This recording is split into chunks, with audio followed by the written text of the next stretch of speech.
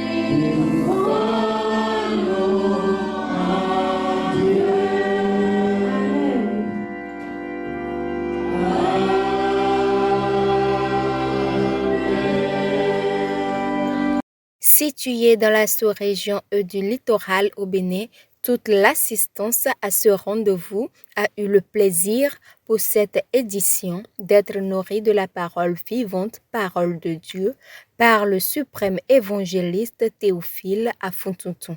Suivons un extrait.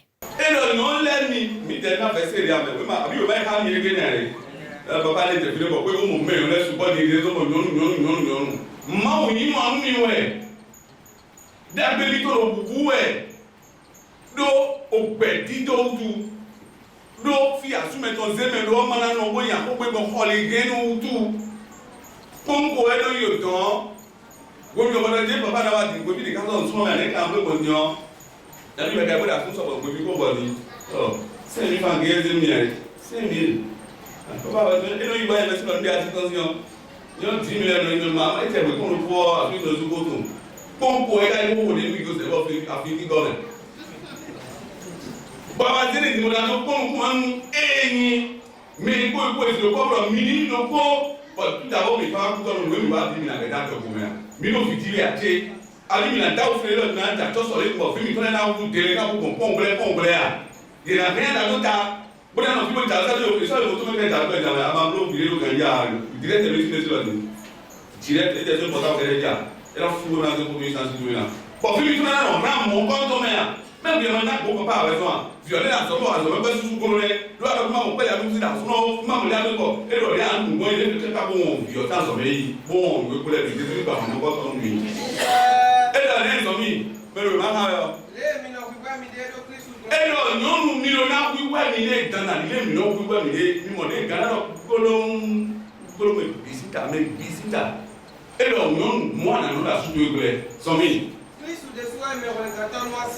no era sutu ewani me ti so eme na ka mi to tan bo ana fe ma sutu na no fine bo mu ma tera ni o ha na wa ha ka da se mi ko mu wa do mo ko to ni bu be na tin we ya so mi akungodo agbaza to yin wa le agbono pipo ede ana ve to ve ku a ana ile se kele so mi sunlami fe ka mama le bu e nínú mi do e ba se e ko gbe ton di mo no nu wa du mi le bayi ni mo khalma ne mo se de ne e ti mo ma bu be de mu asute po le ka se de bu we nu e di o baba e de ka so be na bu ba no ko sa e de ka so ko mama si bu wa nu bi di so do nu ya nu e fe nu e yo nu e ma si buru nu ya yo e lo ma buru nu e go to we ro e gbe dale a bu nu fe no de bu bo ada ke ka mo lo ko sa mo ro Mais non, alors, il y a comme simplement maman, c'est le on est déjà en famille.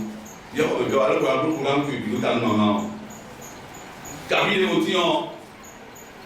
Abia est grand même, bon, et à mon ami, la grille, alors, pour ça, assister des affaires, alors, on ne peut pas lire.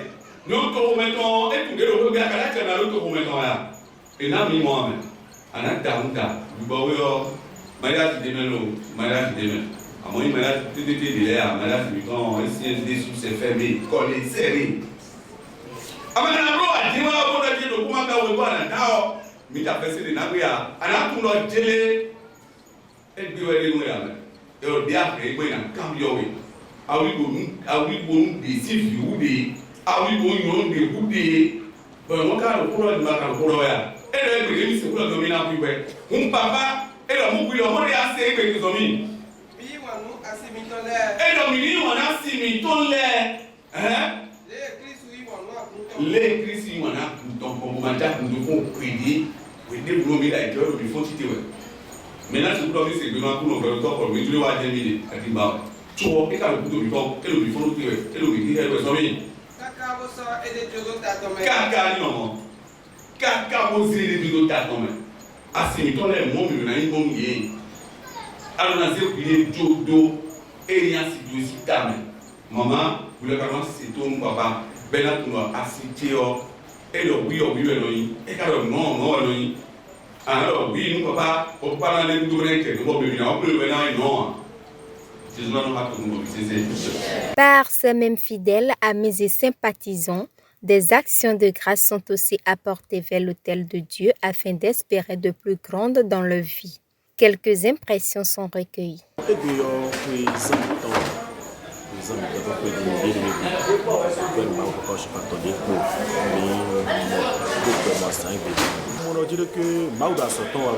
Maouda Sultan, ça s'est bien passé.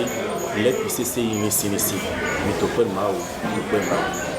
Et mais Léo, tu peux y temps. Bodo fille bassi, boa tu peux me Léo, des roucamons. Tiens, Maouna Kondo, le terrain du PCC. Mais ma calèbre peut vous le voir là, nous devons pas choisir nous nous avons mis PCC, nous tcham Léo, Maou ici. Pour moi, les comme les PCC que nous tissons comme.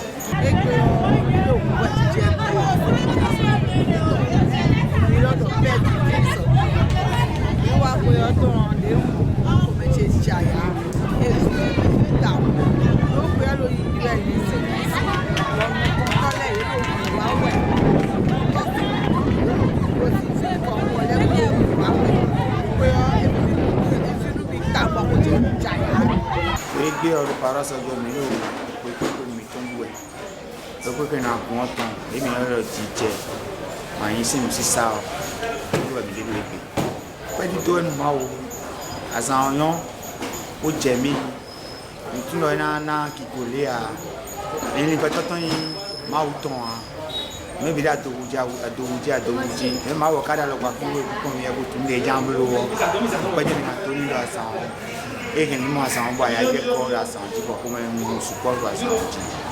Quand il y a l'air, on a double patanie, quand il y a l'air, ça va ça me fait pour un double état, on a double ton, on a double des sous. On peut au bout d'avoir un condo yeti. Moi aussi, moi, on ne doit pas moi, on doit avoir, moi, on doit aussi un photo, mais les pénals à photo, on a souillé, à vous les sous, on a double tout à sort. Tout support de métal, tout ça beaucoup ça ça fait temps. Pour deux mettons d'abord de na kondo à bon. Et puis on peut nous à bon temps et puis oui.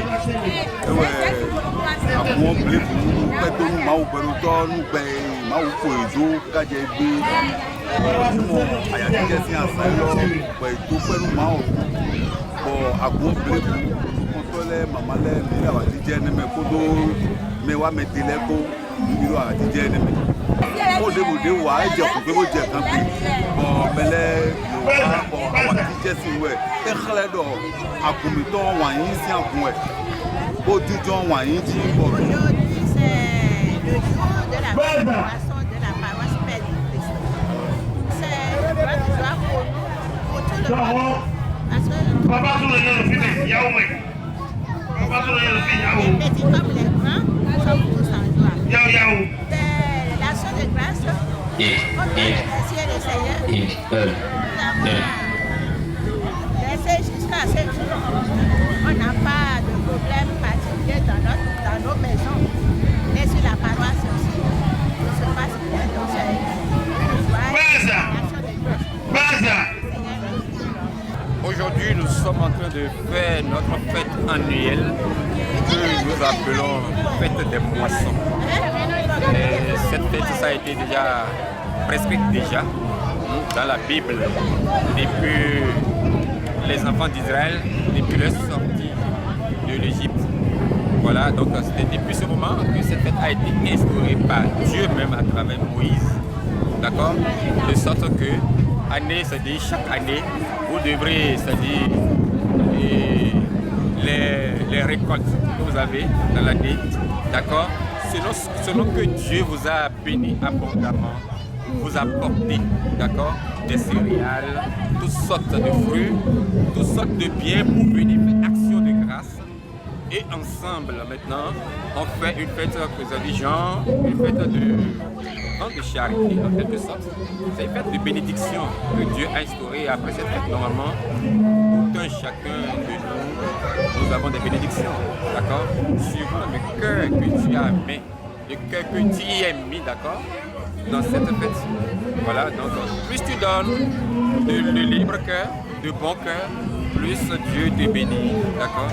Donc c'est une fête de bénédiction en un mot, en quelque sorte. Et je suis ravi que tout se passe bien, parce que vous savez, c'est pas toutes les fois que des fêtes comme ça, d'accord, se passent bien, parce que l'ennemi de l'Église, d'accord, n'a jamais voulu le succès, d'accord, de pareilles fêtes. Donc depuis les préparatifs jusqu'à aujourd'hui, tout se déroule bien, tout s'est bien déroulé. Aujourd'hui c'est le dernier jour de la fête, tout se déroule bien pour le moment.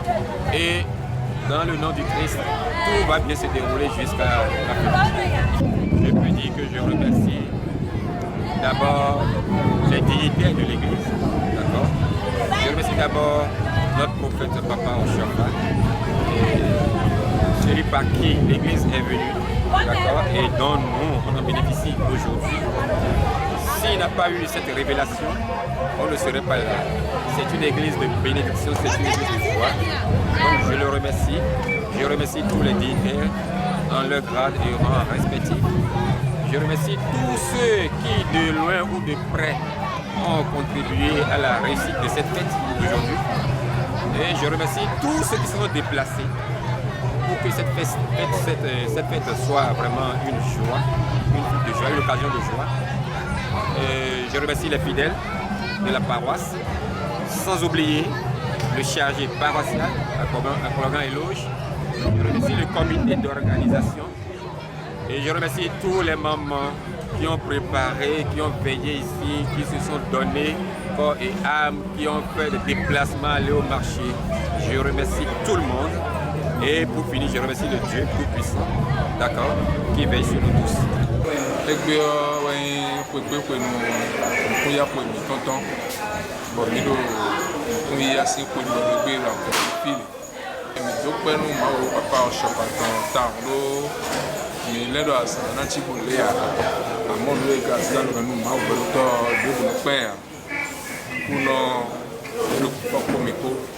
Ami dúpẹ́ ní dúpẹ́ nú àgbọn kọtọ́lẹ̀ dúpẹ́ nú màmálẹ̀ dúpẹ́ nú hànjígbẹ́lẹ̀ dúpẹ́ nú àgbọn bìsẹ́sẹ́ dúpẹ́ nú jònáyà lọ́pàlọ́pà àgbẹ̀kánú bàbá mi gbọ́n ẹgbẹ́ bìsẹ́sẹ́ lónìí mọ́dọ̀ àkúnná dájà sàǹdìbọ̀ ní mọ́dọ̀ dé àkúnná sẹ́yìn kankan dága lórúkọ àsàǹdìlẹ́gbẹ́.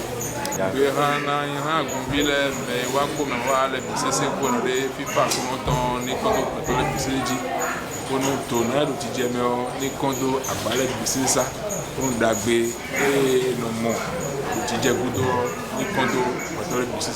Cette fête annuelle des moissons de cette édition, célébrée en l'honneur de l'Éternel, s'est exprimée avec grande joie chez ses fidèles qui ont reconnu avoir bénéficié de la couverture et de la bénédiction divine toute une année durant. Le bazar et la vente de charité étaient aussi de la partie. Les regards sont désormais fixés sur l'édition prochaine. Que Dieu nous garde. Shalom.